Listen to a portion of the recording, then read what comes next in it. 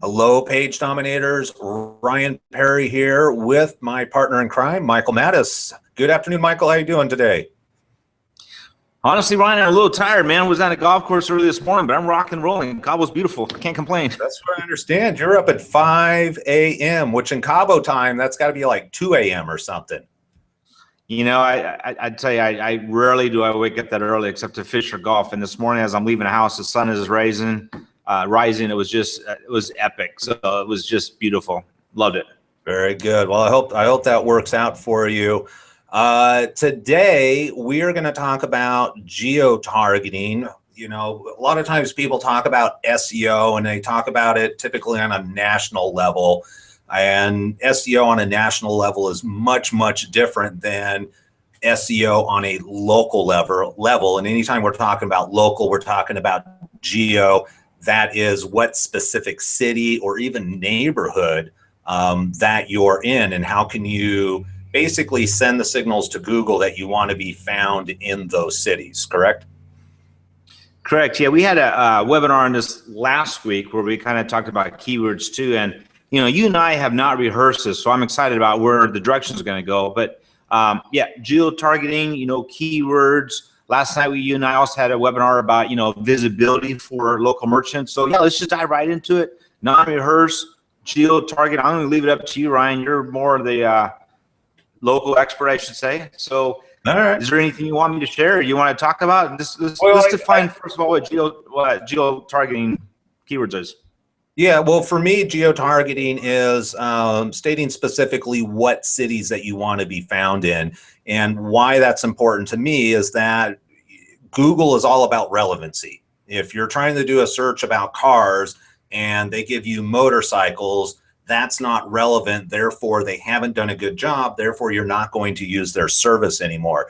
So ultimately, Google, in order to give their clients the best product, need to give you, the client, the best search results possible. And part of that is going, okay, recognizing that a lot of search terms such as dentist, auto body, you know, car repair, eye doctors, a lot of those searches are typically have a local intent, maybe even, you know, restaurants or nightclubs, bars. You know, typically I'm in Santa Rosa. Unless I'm traveling to Los Angeles, I'm not going to type in Mexican restaurant as an example and expect Google to send me results for Los Angeles. Therefore, I'm going to type in Mexican restaurant Los Angeles if I know I'm traveling there, and I'm expecting Google to give me results for the Los Angeles area. So the big question comes up as a business owner: how do you show up for those keywords? So from an SEO, or let's talk about from a website point of view, what are a couple of different ways that you recommend to your clients? And also, you know, in the training that we're going to be talking about in the blueprint, would you recommend for being able to get those keywords in there?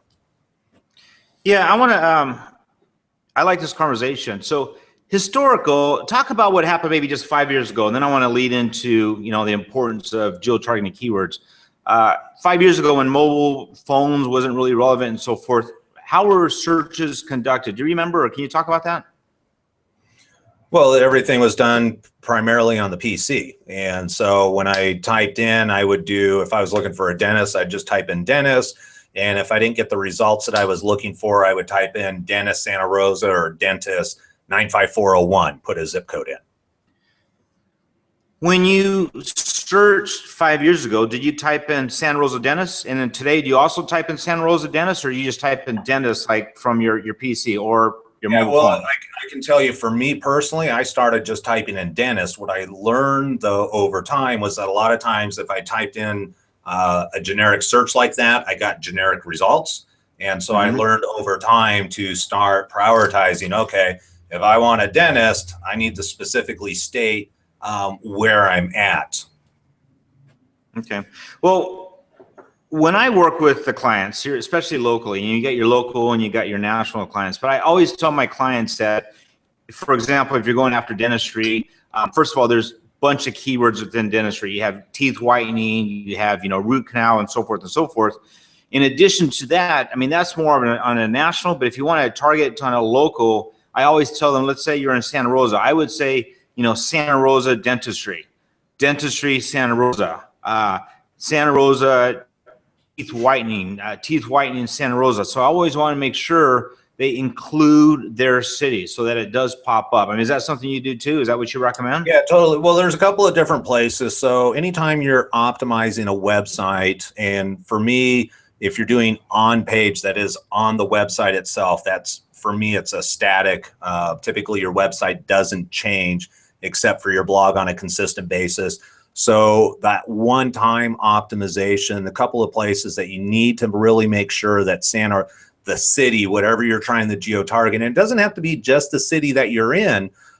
You know, down here, Rohnert Park is a much smaller city than Santa Rosa. However, it's a 5-minute drive away. So around here, if you're in Rohnert Park, typically you want to include Santa Rosa also, and you can add multiple cities. I typically recommend don't get greedy.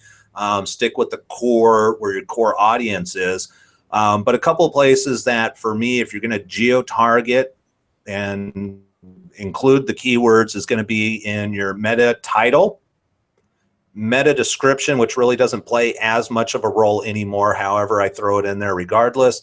The first paragraph on your homepage should have some reference. So if you are a dentist, you know, welcome to Bob's Dental, you know, centrally located in Santa Rosa, California. That way, from a Google point of view, they always give priority to content at the top. It's just like reading a newspaper. The first paragraph is where the really important information is. So from an SEO point of view, when you're creating content for your website, it's really important that you have your keyword and the cities that you're trying to geo-target in the first paragraph. Now, at the same time, I always tell people that SEO is not absolute. And what I mean by that is that if you're trying to target, let's say 5 cities, getting a little greedy here, I would not want my first paragraph to be welcome to Joe's Dental Shop, centrally located in Santa Rosa, but serving Cotati, Rohnert Park, Petaluma, and Sonoma. It doesn't read well, and you can turn people off, and there's no point bringing people to your website if you turn them off.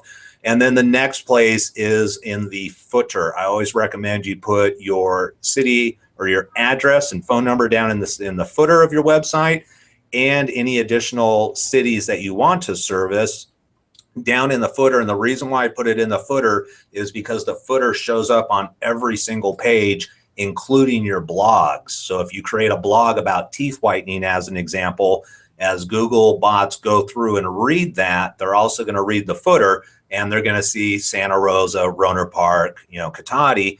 However, most people don't read that low. So we can be a little bit more greedy down there and put a line in the footer such as serving Sonoma County, including Santa Rosa, Rohnert Park, you know, Cotati, whatever cities that you wanted to. So that's my recommendation. Yeah. Go ahead. That's right. You brought up some great points, and I have never asked you this. I'm just curious what your opinion is about how many keywords should a local business target, like from their homepage. Do you have any? I mean, what's the rule of thumb? Yeah, what do you tell people? For me, I'm always trying to rank their sub pages, which is a little bit more difficult because typically the homepage has more value. So for me, if whatever that core main top of the line most valuable keyword is, that's the one I want to be on the homepage, because I know the homepage is going to rank very well. And I know that top end keyword is going to be the most difficult to rank, and therefore I want to get that in the one page that's going to have the most value. And I might throw in my max that I like to do, regardless if it's the homepage or blog, is 3 keywords. And typically, and I'm getting stingier, I'm getting down to 1 or 2. I might do dentist and dental as an example, simply because that language, you can naturally flow that language. However, what I would never do, even on the homepage, is go, you know, hey, this is a dental office in Santa Rosa, and we do teeth whitening, and we do cleanings, and we do x-rays, and, you know, we do crowns, and we do caps, and we do partials. because it doesn't read well and nobody really cares. Instead, I want to let people know, hey, you've landed in the right spot. You were looking for a dentist. You've landed here. Here's some general information about us. And the homepage really should direct people to where they want to go. And the key reason for me on that, one, it keeps the homepage uncluttered. Two, it drives down your, and I forget it, when people bounce, your bounce rate. I want to push people to another page on their website, and I want to create value for the end user. And so I want to say, hey, real easy. This is where you're at. You landed in the right spot. Now go here for more information that's really specific to what you're looking for. That's great. I've seen, recently I've been popping up with these long websites. These people are converting, 10, 15 pages into long websites. Do you have any input on that when it comes to maybe, optimizing a page or adding the keywords? Is it the same process? That one's kind of interesting. I personally haven't jumped into those, and I think that is a derivative of mobile. In mobile devices, it's real easy to scroll versus, clicking on a menu on a desktop. It's real easy to click on a menu, and typically people, a lot of times, people don't scroll below the fold on a desktop. They want to click where they're going. For me personally, it makes it, especially if you offer a number of different services, if you try and put everything onto one page, it just makes it very difficult for the end user to find their content. If I have to fish through, paragraph after paragraph to find out about teeth whitening as an example, that's frustrating for me. Now, I know that there is some code where you can actually click on teeth whitening and it'll automatically bring you to that section.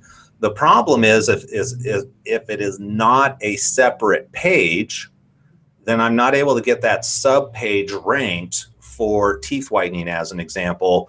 And for me, that's really valuable because when you do a Google search, there's limited real estate on the first page. You have a couple of ads, you've got the local search, and then you have the organic search underneath that. If you can get your website ranked in the local, in the map section, then you can get the homepage ranked and the subpage that's relevant to what the keyword search term is. You've just taken up 3 spaces on that very expensive real estate, which is the first page of Google. And I even have clients who will create video. So not only do they get on the menu map section, they get their web page, they get the subpage that's relevant to the keyword search and their video. And I've had clients get 2 videos ranked. And in doing that, they've taken up 4 of the 5 spaces on the home page. What are the chances that they're going to get clicked on? Interesting. I think there's some good information. So those local merchants that are watching, get a hold of us, get a hold of Ryan. I think that's extremely valuable. Yeah. So, I think the key takeaway here is that if you understand how Google works, as far as Google is looking for relevancy. So again, I'm a dentist in Rohnert Park, but I want clientele from Santa Rosa because it's a larger metropolitan area, which means more people are searching. And there's also more money in Santa Rosa, but I never mentioned Santa Rosa on my website. How can you expect Google to make the conclusion that there's relevancy between a Google search of dentist in Santa Rosa and your website that only mentions Rohnert Park? And that's why it's really important, if you want to be found in your home city and 1 or 2 neighboring cities, that you include that information. And again, the footer is a great place to put the cities, simply because the footer is going to show up on every page, and it's going to increase the likelihood of, a sub page or even a blog post ranking on the first page of Google for you. Yeah, true. Good. Love it. All right. Unless you got anything to add, I think that should give people some great insights. Go check your website and see if that information's there. If it's not, then talk to your webmaster if you have one, or we got Blueprint, the Blueprint course, where we actually go through and show people, how to make changes, just like what we're talking to geo-target. You cut I out kind of there. ended there. Sorry. All right. You got anything else that you'd like to add? No, everyone, Ryan, first of all, I appreciate you, and I appreciate everyone that's listening to this. Click the link below to go to our Page Domination Marketing Blueprint course, and we'll see you on the inside. All right. Sounds good. Have a great day.